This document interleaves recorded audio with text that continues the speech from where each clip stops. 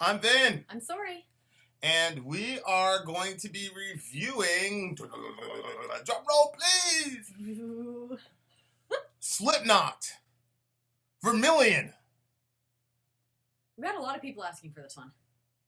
Why are you doing that? Well, Slipknot's kind of weird, you know? So Okay. I'm like trying to like... Okay.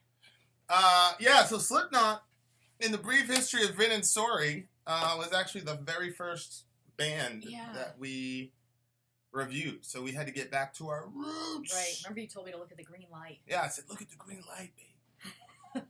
Now you're like an editing monster. Now you're all technological and Hollywood, and everybody's, oh, I love the way that Sori. Nobody ever says anything about me. They always talk about. You're always trying to talk during the solos. Yeah, and so they always talk about how like, oh, she's so affected by the music. I'm just sitting here. They should just call it the Sori and her, you know, her paperweight. That's what we're gonna Stop that. We're gonna change the name of the channel to the Sori and her black paperweight show. Jesus, I can't believe you just said that. Anyway, this song is Vermillion from Slipknot, and we're gonna be recording it. And here we go.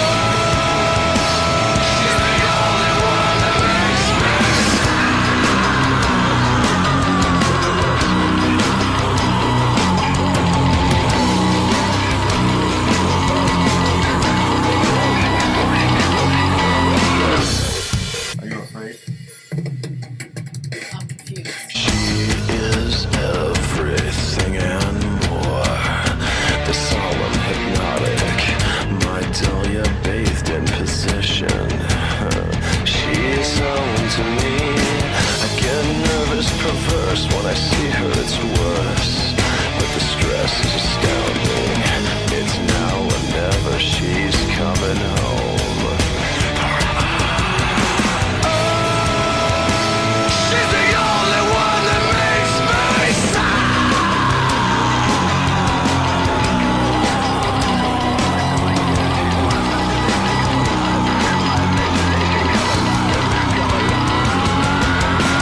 hard to say what caught my attention. Fixed and crazy, 8-bit attraction. Caught my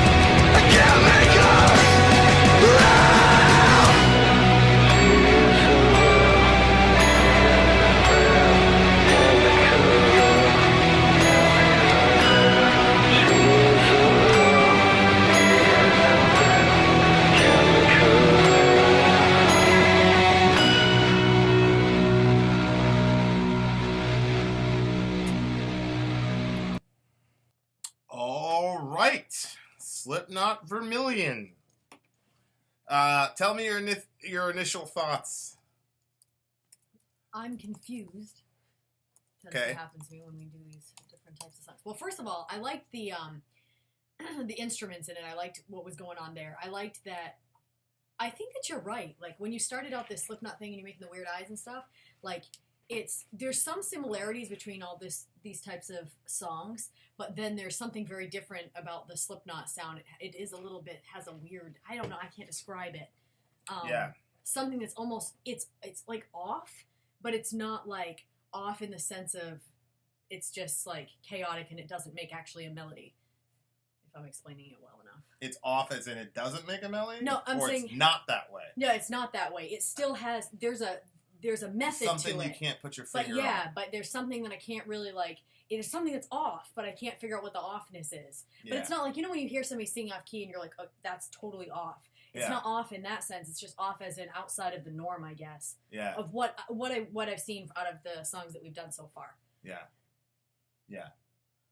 I mean, they didn't really do anything special technically, musically, or lyrically, but I agree. Like, there's something about them that's just... They have a couple songs where it's just extremely eerie and, like, if this song was, like, personified as a actual person, that's the type of guy where you're like, something...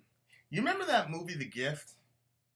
That guy, like, the friend from school, and, like, the way past, and, like, you could just tell, like, something was wrong with that dude.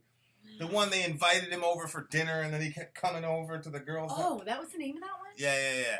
Watch that movie, and then man. play this song and see if you don't see something.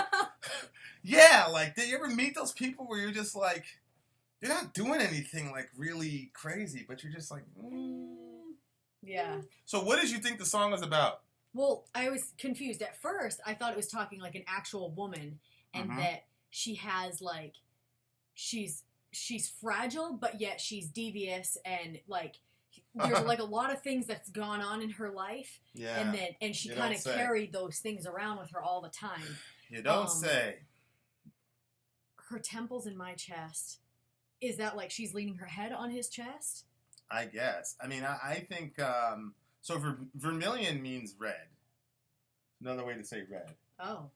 And the lead singer, Corey, I do know this. He used to have a girlfriend or a wife named Scarlett. They're no longer together, I don't believe. Oh, really? Her name was Scarlett, which is another way to say red. So I don't know if this is about her, but it seems to be... It might be, because it says she's the only one that makes me sad.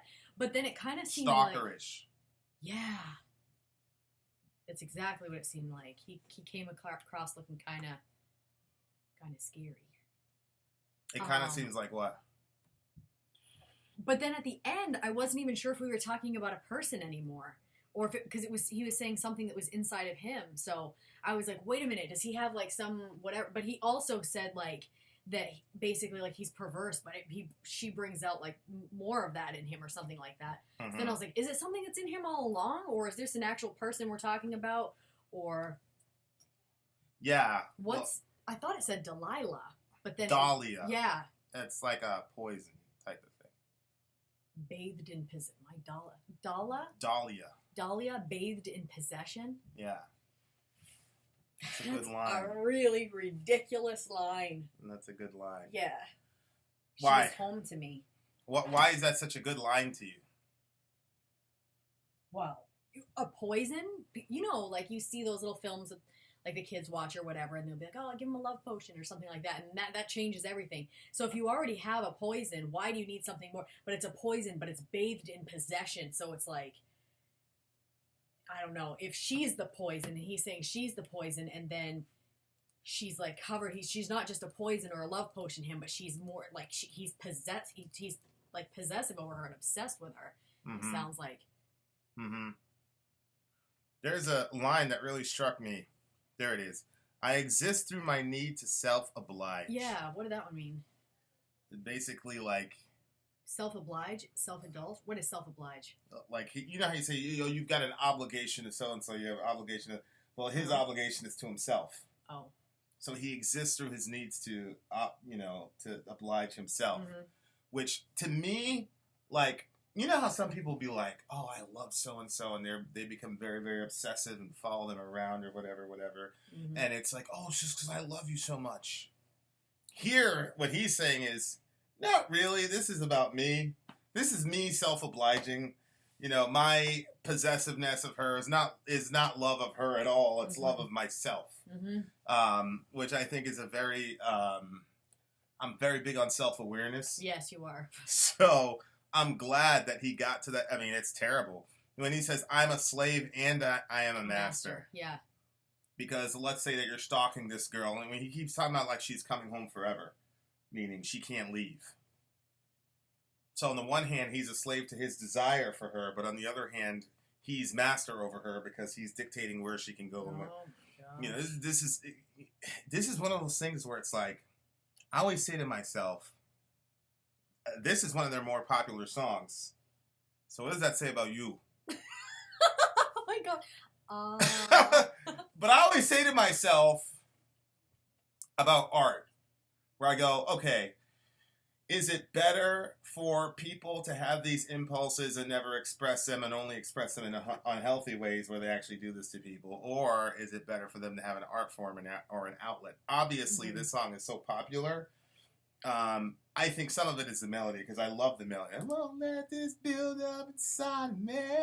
I think Corey, when he gets melodic, I feel like in modern rock, when Corey Taylor gets melodic, people can't touch him. It's like this is the same guy that did Snuff. Oh, okay. Right? Mm-hmm. So when you look at Snuff and you compare it to this, they're kind of different sides of the same coin. In Snuff, the girl left, and he's accepting that she left, and so he's writing a sad song about it. Here, he's not accepting her leaving. And I'm not saying they're the same person, but go ahead. This one says she's the only thing that makes me sad. So, I don't know if this guy had other relationships. This is the one that really did him in. What is aphid attraction? I have no idea. I'm assuming is a spider, right? I don't know. I thought it was something in its small state. Let's go to Sheikh Google. Okay, I'm pretty sure that aphid is a spider. Carve my name in my face to recognize such a phenomena cult to terrorize. I don't understand what he's saying there. Aphids are small, yeah, that's what I thought. sap-sucking insects and members of the superfamily Aphidoidea. Green fly and black fly. Insects can also be brown and pink. I have no idea. They're insects. An insect-like attraction? Well, it was black fly and something else that you list off there. You know, the black fly, they're always at you, and you're like, ugh. Yeah. I didn't know it was a black fly. I don't know. Okay. Carve my name in my face. Ugh. That with that picture that's showing, I'm like, what the heck? What do you mean carve your own name in your face? To recognize. Like, I've heard of people saying look, he says, carve my name in my face to recognize. So basically to recognize himself, because he's so lost. To recognize such a... No, I think this is a different set of lines. Oh. I think carve my name in my face to recognize. I think he's talking about to recognize himself. Because he's so lost in this girl that, you know, when you get really obsessed with a person, you lose yourself. So he's going to carve his own name in his face. Or maybe such a pheromone? Maybe pheromones are get released when you're in sexual activity, you know. It's good. It's like an endorphin rush kind of thing. But what's interesting to me about this song is that so when it says carve my name in my face to recognize, it might be for him to recognize himself, or it might be for her to recognize him. You know, like he did this extreme thing. Oh, but why would, if he was going to do something, wouldn't it be more extreme and crazy to put her name? Well, yes, but again, I exist through my need to self-oblige. So it's not about loving her, really. It's about her being his possession. It's not really that. And I think that's the nature of stalkerish, abusive people, is that they don't really love the person that they're stalking and abusing. They're just looking at them as a possession. Yeah, that's the big thing. I think for me, I think Snuff is who he really is as a person. Yeah. You know, like he lets her. If you love him, let him go, and all this. Mm-hmm. And I think this is sort of like his dark side. Jordan Peterson talks about the shadow person. Mm-hmm. which, you know, there's, you know, we call it sinful nature or whatever, but like the worst part of you, Yeah. you know, If you're that honest. that if you're honest, Right. there's a dark side to love and to what's the line of always wanting to be with a person versus being an abusive stalker person. And I know that there's a definitive objective line, but when you actually like look at the human soul, they're not that easy to separate. And you can always like fall into that, you know. I understand. Huh? I'm not judging that too much. Well, the funny thing is you're more like this. Yeah. I'm more like the snuff thing, and you're more like, well, yeah. I'm like with you though, but Yeah. I'm not. Been You're like like that you're in my staying life. home forever. I'm like, where are you going? Come here. Yeah. Oh, there's another person. Oh, it's time for us to shoot another video. Come Yeah, on. so I went to my son and I said, hey, buddy, I haven't had a hug in a while. This happened 20 minutes ago, this conversation.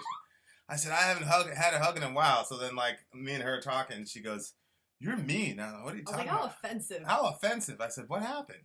And then I'm like, I was just up in the room. I said, hey, I want a hug. And then you walked out of the room and went downstairs and you said, hey, come over here, my son. I haven't had a hug all day. I'm like, Yeah. are you serious? I was just trying to hug you 5 minutes ago. 2 minutes ago, Yeah. even.